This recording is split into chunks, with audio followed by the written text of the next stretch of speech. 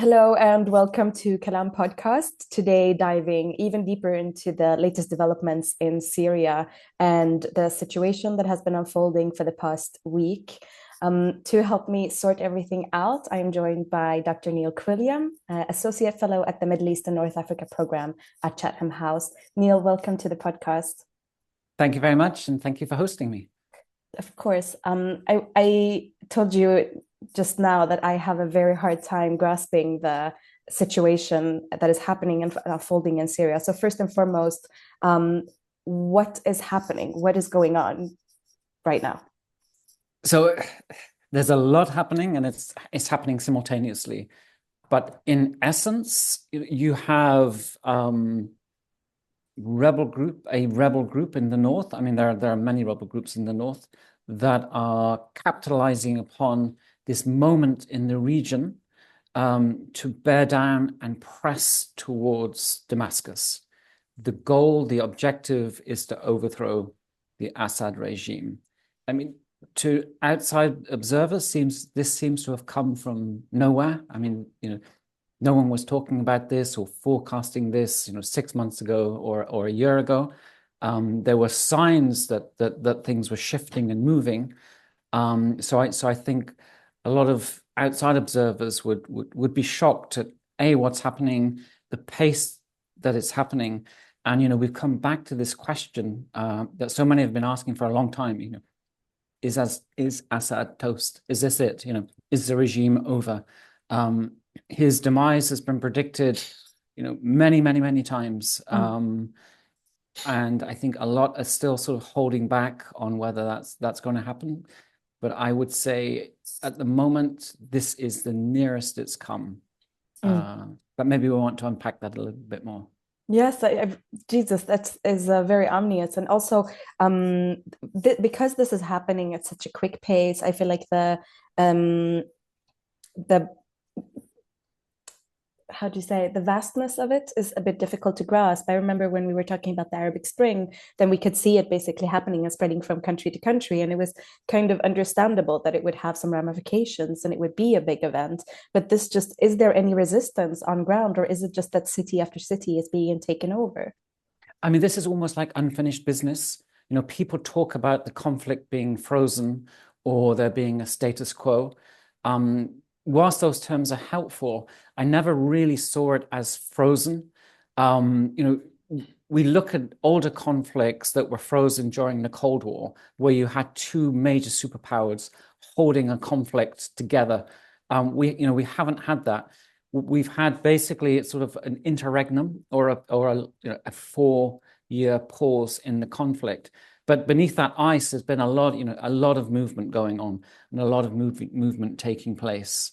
And so what we're seeing now very much is HTS in the north, which is the main fighting group that we're seeing at the moment. There are plenty of other groups that are fighting alongside and fighting in other areas of the country, has spent the past 4 years. I mean, it hasn't been sort of sat, twiddling its fingers.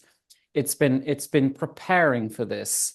It's been, organizing, training, getting its weaponry in place. Also, developing governing structures as well, and sort of embedding itself deeply, within Erbil. And what we've seen at the same time is that the Assad regime has characterized what we've seen over the last 4 years as a status quo.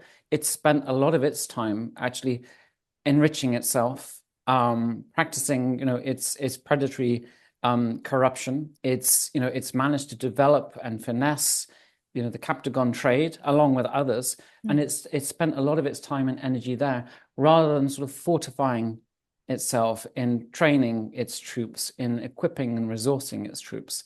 So on top of that as well, there's a lot of deep dissatisfaction in the country, even those in the regime-held areas, because the regime has not been, servicing its constituencies. So as HTS and the other groups have been mobilizing and pushing down through, they haven't faced a lot of resistance, certainly not from the Assad forces. They've been withdrawing. But most of the populations are, welcoming them, opening their arms to this. So it's that classic phrase which I really don't like, but it's like dominoes. That Yeah. you can see them almost falling, and the forces are now just outside Homs, and it looks like Homs is the next city to fall, and then it's Damascus. Yeah. What do you think if they reach Damascus? That might be in a couple of days even. We're talking a very fast-paced overtake.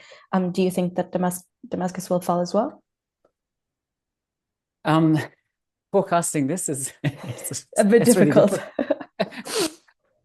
And I think so many, including myself, have made these forecasts in the past, and it doesn't work out. But this is my analysis of the situation. Mm. Unless the Russians intervene, and that means a large scale intervention, and I don't think that that's not going to happen. I don't think Mm. unless the Iranians or the Iranian-backed forces are going to intervene, and again that's not looking like a likelihood. There is a very high chance that the regime is going to fall. Mm. Maybe taking Damascus will be a harder task. From what I understand is that the forces are fortifying Damascus, but no one would have predicted that Aleppo could have fallen so quickly, No. or Hama would have fallen so quickly. Mm. So we could be sat here in a week's time and the Assad regime has gone. Yeah. But I put a lot of that down to Russia and seeing what Russia does next, if anything. But I mean, its embassy this morning has advised Russian citizens to get out of the country, Yeah, which is I not a saw that. very positive sign, right? That No. doesn't indicate that Russian forces are going to come to the rescue. Exactly. I do find it is scary how quickly things can turn in this way, especially because just a week ago, it seemed as if some type of peace was reaching Lebanon, and things were coming down between Israel and Lebanon because they reached a ceasefire agreement. I find the timing of this very interesting. Does this have is this interconnected in some way with the ceasefire that we saw in Lebanon, or is it random that it happens so quickly after the ceasefire agreement? I don't think. I mean, I definitely don't think it's random. I don't see some hidden hand there either, sort of manipulating or working behind the scenes. But I mean, if we think about what we've seen, over the past year, over the past 6 months, I mean, Hezbollah was seen as this impregnable, strong, fighting force. And I think everyone has been quite shocked at how the Israelis have just picked it apart. Completely. I mean, right? I mean, Yeah. they took out their comms. The Israelis spent a decade, I'm sure, a decade at least, figuring out how they're going to take on Hezbollah. And I remember, in my various jobs and my various research, I would think, at some point Israel's going to have to take on Hezbollah, but it's got 140,000 plus, missiles bearing down on it. How on earth is this going to happen? I mean, the conflict is going to be like nothing else. 2006 is going to be nothing compared to that. And yet they found their way. So we've seen this kind of behemoth of Hezbollah just completely vanquished, its leadership taken out. So I think some of the assumptions that we hold dear or we imagine are no longer there. So it seems that everything is possible. I remember, a decade ago, whatever, we would look at Saudi Arabia and we would look at some of them, the change in the succession, and we would look at the moves being carried out after 2015, but by MBS, and there was thinking around that the Saudi Arabian National Guard, which had been the bedrock of the late King Abdullah, this would guarantee that no move could be made against senior princes. But again, it was a paper tiger. It did nothing. So it's really interesting. This really challenges our thinking, I think, across the region, that you have these institutions that are fearful, but actually, if you poke them, they do fall apart. Yeah. And we're very much sort of seeing that at the moment. And so to answer your question, I think seeing how Hezbollah was taken apart so systematically, and B, that it no longer has that capacity, will, or even command and control that it can come to the aid of the Assad regime sent a very strong signal to HTS. I think its leadership saw this as a moment. It's been preparing, like I said, not a frozen conflict. It's been preparing and waiting for the next round of conflict. And that was it. That was very much the moment to press, and it's done so, and it's just pushed away the regime almost, right down to Damascus. So I imagine that the goal is beyond removing the Assad regime from power.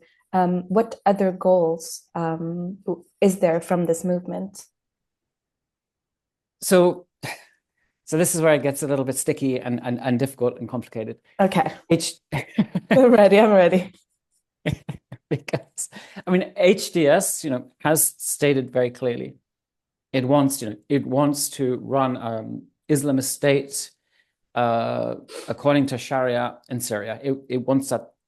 That's what it wants, right? That's its goal. It has no pretensions. It does have a history or a legacy coming from Al-Qaeda in Syria. Perfect. Amazing. But it's spent the past 4 years sort of distancing itself from that, trying to demonstrate, certainly, in Idlib, that it can govern in the interests of the whole community. It's interesting that al-Julani, the leader, over the past week, has been sending out, they've got a very good Stratcoms team working with them, sending out messages that, we want to govern in the interests of all Syrians. We want to, Alawi, Ismaili, Kurd, whatever, Christian. We're all Syrians. We're all in this together. So this is not, and there's a sort of very deliberate campaign to sort of push out. We're not Al-Qaeda. We're not the Taliban. We do want this rule, but we all want you to be part of this. This is, this is a Syrian-led, Syrian-driven Syrian campaign. And to a certain extent, one of its predecessors, Nusra, was very much about taking a kind of an international Al-Qaeda franchise and making it a Syria, a Syria-driven, Syria-led campaign. So that's the goal, right, of HTS. Where the Druze communities fit into that, where the southern Syrians and Daraa fit into that, or how the Kurds fit into that. I'm not sure that's been worked through or managed or cooperated, and I think that if the regime falls, then that's going to become the next question. But this to me feels like a little bit like, let's get the revolution over, and then everything's going to be fine. The other side will address all those issues. Okay, we'll deal with you guys later. We'll take it later. Right. I don't know if that is such a good tactics, especially because I work a lot with migration and especially the migration crossings across the Mediterranean Sea, and not almost every, but the majority, a vast majority of the people fleeing are coming from Syria, and it has been like that for quite a lot, like a sizable amount of years. And people are fleeing. They're fleeing the regime, but they are also fleeing the Russian influence in the country. I remember one time when I was on board one of these rescue vessels, and I talked to a man from Daraa, and he was explaining to me how the streets do not belong to the people. They belong to the Russians. They belong to the Iranians. But can you explain that a little bit? What does Russia have to do with Syria? Because in some ways that can sound a bit abstract. Like how did they end up there? What's the history? Okay, so Syria and Russia have a very, very long history, and it almost predates the Cold War. But let's put it just in Cold War context. Soviet Union, US. You had a patron-client state relationships. Syria was one of the few countries in the region that had a good relationship with Russia. It's Russia's competition with the US sort of led to this kind of patchwork of states that were either allied to one or to the other.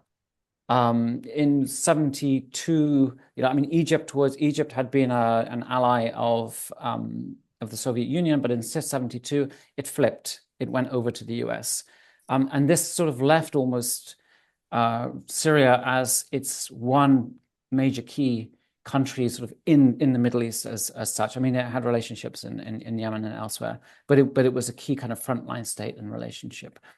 And the Soviets built, its base in Tartus. It trained Syrian officers. It supplied, its military equipment, agricultural produce. There was a very strong connectivity between the two countries, and Syria's officer corps would go to Moscow and be trained.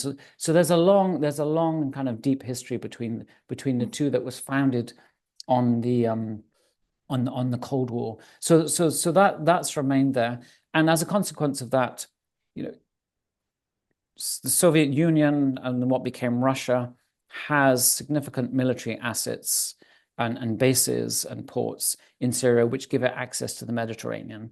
So that's kind of where the interests lie. It's of strategic interest to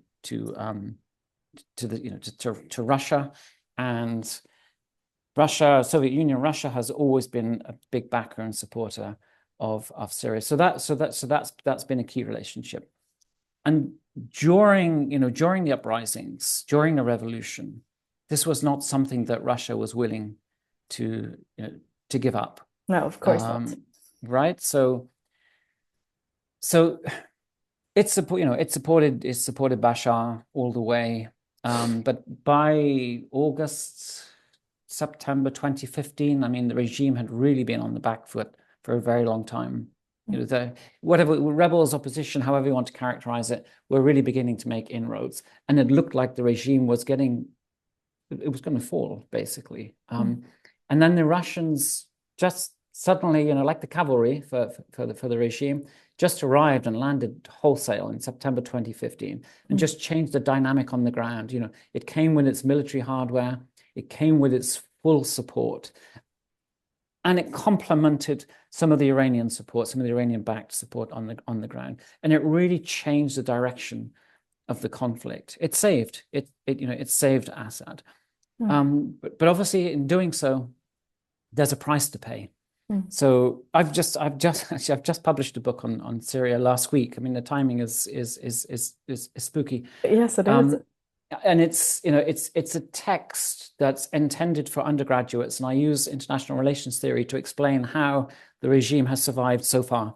And the punchline really is that what the regime did was it sort of mortgaged itself and mortgaged the country to two main actors. That's Iran and Russia. Yeah. And in doing so, it gave both of those players, it gave them part of the sovereign territory. It gave them access to key resources in the country. Russia's maintained its access on those key military assets. And it's basically both those countries, Iran and Russia, enabled the regime to hold up. And if you think about now, I mean, so Russia is engaged in Ukraine and obviously invaded in 2022. It still sees Syria, or still sees its assets in Syria as strategic, as an important part of its competition with the US and other players. But it doesn't seem willing to do a heavy lift yet again. No. Okay. All right. Well, that is a very good explanation, actually, because I do find it very interesting the way it seems as soon as a Western country kind of comes into the Middle East, it's just that bound to happen. It's just a bad mix. It never fits well. It is always a bunch of conflict around that, and especially looking at this now, like regardless if the Assad regime falls or if they don't fall, what could be a potential outcome from both scenarios? Like, what's going to happen to the rest of the region? Could this affect nearby countries in any way if they fall? And how could it affect it if they don't fall? Yes, I mean, so in both scenarios, and what I'm going to say now is it's not value driven. So I'm just going to give you my analytical point of view, right? Give it to me. So let's say the regime falls, HTS comes in, okay, and takes over. whenever there's a government is displaced in this fashion, it's going to be messy, right? It's going to be violent. It's going to be messy. There's going to be no easy, lovely, peaceful transition or transformation, right? So I think Syria is going to probably be in for several years of more conflict. But what's going to happen in the region is that the neighboring states very, very concerned. Jordan just to the south it started to normalize, it's been normalizing for the past couple of years with the Assad regime, sort of having come to this realization for themselves that nothing was going to shift, nothing was going to change. They had called for him to go years before. They're going to have to cooperate with the state. They sort of led the charge really with the Emiratis and the Saudis coming behind that. And there was a sense like, okay, it's time to move on from where we are in this status quo, if you like. Let's see if we can let's begin to normalize with Assad. Let's bring him on board. He has to fulfill a certain number of conditions. One is, to end the conflict, to create the conditions under which refugees can return. And obviously that's a very complicated issue, right? Because I certainly wouldn't go back if Assad were there. And 3, to stop the flow of Captagon coming down through Jordan and down through the Gulf, in return for normalization, step for step it was called, and that means reconstruction, essentially. So we pull him on side, and the broader idea is to pull him away from the Iranians, not necessarily from the Russians, but pull him away from the Iranians and kind of bring him back into the Arab fold. So that's where they were tending towards. They made no progress because Assad just kind of cashed in all the benefits and gave nothing back. Captagon still flows. Captagon is still a major threat.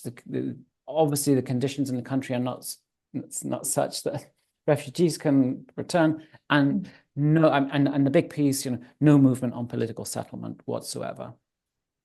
But they're all watching in dread and in fear that if you have an Islamist organization that's coming to power in Damascus anytime soon, that in itself will this is how it's seen, will constitute a direct threat to their interests.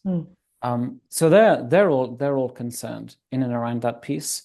However you characterize it, HTS is proscribed as a terrorist organization by most of the European countries, by Turkey, by the US, by the UAE as well. So no one really wants a terrorist organization to come and govern the country, right? Next to them or in the region. So there's that side to it. There's the other side, is if he survives, and obviously that's a huge if. And if Russia doesn't really come to the rescue and Iran is unable to do so, then arguably he may be more pliable to coming to some kind of political settlement where there's a power sharing agreement. HTS and others have demonstrated their clear capability to sweep him away. He may then, so his vulnerability, his dependence upon Russia and Iran may then become a sort of vulnerability or dependence on regional actors and international actors that may give him a lifeline and say, okay, this is the time. Now, we work towards political settlement. Now there's power sharing. Now there's going to be elections. And next time you don't stand, this is your exit, but you're going to have a clean exit rather than the Gaddafi exit. Now, that sounds great in theory, and nothing ever goes as smoothly as it would. So I can't see that playing out. I mean, it's a little bit sort of like a fairy tale. That would be one way of stopping complete bloodshed and getting rid of Assad and then putting in place a democratic representative government. We're not going to get that, and I think with HTS, if it does take over, I think it's going to be a lot of bloodletting between the different groups that have been fighting the conflict, for the past decade or more. But that's not to say that, I mean, if you're watching the footage of the forces, the rebels entering these towns, everyone obviously is delighted because the regime has been thrown off. 30, 40 years of brutality. being lifted. So there's this absolute euphoria, obviously completely understandable. And this is like this moment, and no one wants to take that away, of course. Yeah, exactly. It's a celebration, but the question is how long-lived that one is going to be, regardless of which direction this takes. I am a bit fascinated by the HTS as a group, because you say that they have been mobilizing and preparing for this moment for quite a long time now. But how can they be so strong? How many fighters do they have? Are they operating all alone, or do they have someone else partnering up with them? I mean, so in a way, they're an amalgam of a series of groups that were, rebel forces, ranging from Al Qaeda to, yeah, other there are lots and lots of rebel groups. They've all kind of congregated in Idlib, come together, effectively kind of put aside their differences, and they're fighting for one goal, for one outcome. They've more or less been left alone for this, for this 4 years, because the conflict was just on a pause, and they've been supported. I mean, there's this idea that Turkey has been supporting them. I'm not sure that Turkey has been supporting them. Turkey has been supporting other groups, SNF, on the ground. Turkey's interest in all of this are around borders, around refugees, and around the Kurds. They don't want the Kurds to have autonomy, certainly within Syria, and certainly not an independent state. So, so that's an issue around that. But HTS has been backed by very wealthy individuals from the Gulf, we'll put it that way, probably from Qatar, from Saudi, from the Emirates. And they've been building and fortifying for this time. This is such a complex conflict, to be honest. And I think that in a lot of ways, when all of these events are taking place, and you have such a huge political activity going on, and it is very difficult to say what is going to happen, what is not going to happen. I would want to ask you, what do you think will happen to the people that live in Syria? What's going to happen to the Syrians in the middle of all of this? Do you think it will be a bloody conflict, especially if HTS managed to get to Damascus anytime soon? Will the people be kind of like in a jam between the Assad regime and the HTS, or do you think that this will go over very quickly, and then people will be fine in some extent? I mean, I definitely want to say the second. I mean, I think what we're seeing at the moment is hopeful, right? And why I'm saying that is because so the regime forces have just melted away. Defections have been on a very large scale. You can actually see that taking place. And part of the reason is because the regime itself became so focused on enriching itself and engorging itself, it paid little heed or attention to the population in its own areas. So it's not just that those outside the regime-held areas, disillusioned sounds a ridiculous word, but disillusioned, right, with the regime. I mean, there's angst, there's hate, there's all of the things that are there. But even those within the regime areas, you can see that. So as the regime falls away, and again, that's all dependent on Russia, as I see it. If it falls away, I think there's just this moment like of collective national relief. It's not, there are still pockets of resistance to the opposition coming, but I think there's an overwhelming sense that this 40-year history or whatever, with the Assad dynasty is over, and now, breathing that fresh air. But then the question, it really is what comes next?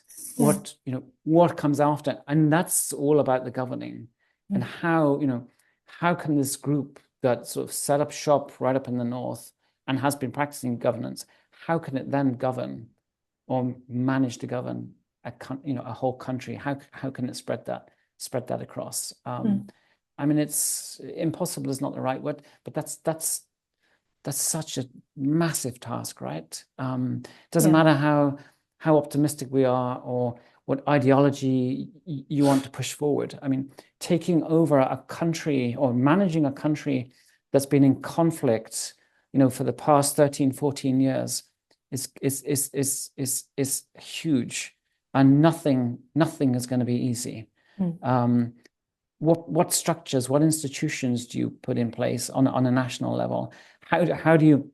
I mean, one thing is that civil society organizations have been embedded, have been developing great capacity and skills right across the country. So at a local governing level, Syria is probably in a much stronger position than it is on the national level. So it's then how do you manage and how do you integrate local governance structures with effectively new national governing structures. I mean, Syria and Syrians are going to need all the help they can get. But if the ruling party is a proscribed organization, then I'm not sure what help it's going to get, right? No, no. That is, yeah, it's a big what if, and it's a very big question. And I think that this is a very good place to actually call it quits for this conversation. I just want to ask you, is there anything that you would like to add that I haven't asked you about yet? No, I mean, I think my one sort of takeaway with all of this is that it's not easy, but we can sit and we can think about these big issues and these broad issues. But at the kind of micro level, at the personal level, at the family level, I mean, Syrians have been so deeply traumatized. There's so much to think about, so much to kind of unpack and to understand what policy prescriptions would be to look at sort of bringing Syria kind of back.